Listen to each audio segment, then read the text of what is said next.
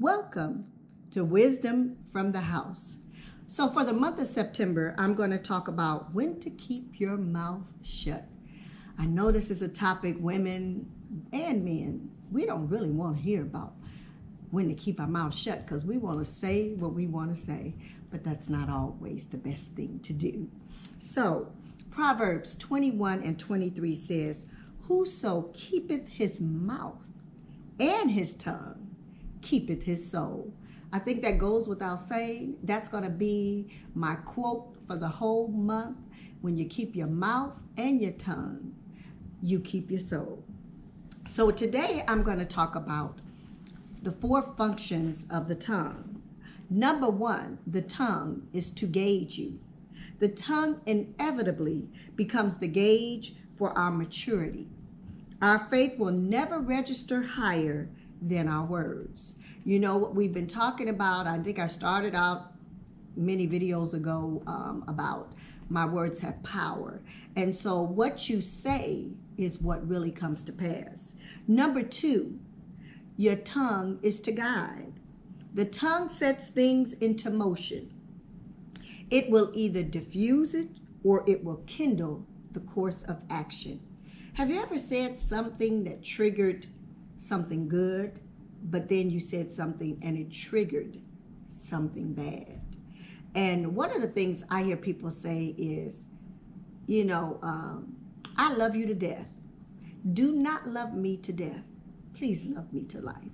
Because that word puts in an atmosphere a very negative thing. And so if someone ever have said that to you, you need to just say, I canceled that death sentence and I speak life in the name of Jesus. Number 3, it is to gird.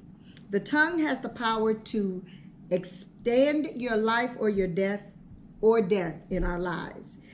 It was never intended to kill us. It was never intended. Let me slow down. It was never intended to kill us, but rather to create an abundant life. When we talk about vision boards and goal setting, what we put on a board, we also must speak it into existence. It's one thing to write it, it's another thing to speak it. And when you combine writing that vision and speaking that vision, the vision will come to pass. You say it until you believe it. And so that's why this tongue is so very powerful. Now, number 4, the 4th thing is to guide. The tongue provokes us to ponder upon whether or not our words reveal what's good or what's bad. It creates peace or it reveals hypocrisy. When people speak, listen to what they say, because what they say reveals. There's a cliche that says a drunk man speaks his sober thoughts. And so I had a father who was an alcoholic and didn't talk much when he was sober, but boy, when he got filled up with that alcohol, he spoke the sentiments of his heart. And then he wanted to apologize once he got sober again. But it's something how it takes people sometimes to get filled with a substance to speak what's really on their hearts because they've been holding it. But sometimes you need to be sober. Not sometimes, all the time. You need to be sober. That's why the Bible tells us to be swift to hear, slow to speak. So your tongue guards you. It's how you do it. Use these 4 functions of the tongue in your daily life and watch how productive things will be from this point on. Remember, it's a walk. You don't have to run this race. You can walk it. Because the Bible tells us the race is not given to the swift nor to the strong, but to him that endureth to the end.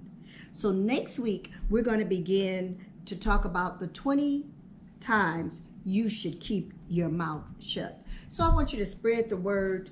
Tell your friends they want to start looking every Monday Even go back to my previous videos. Please subscribe. Also, we had our women's conference. It was called My Words Have Power. We have a DVD and a CD compilation. In the compilation, I am teaching on that Friday morning about the words that you speak, but today and during these videos is going to be very brief, but I give in detail about words that we speak. You can go to maryhouseministries.org to order your compilation and get your video. Also, don't forget to subscribe. I am on a mission to get over 1,000 viewers before this month is out. Will you help me? I want to see you do that, and I want to thank you in advance for watching Wisdom from the House. God bless you.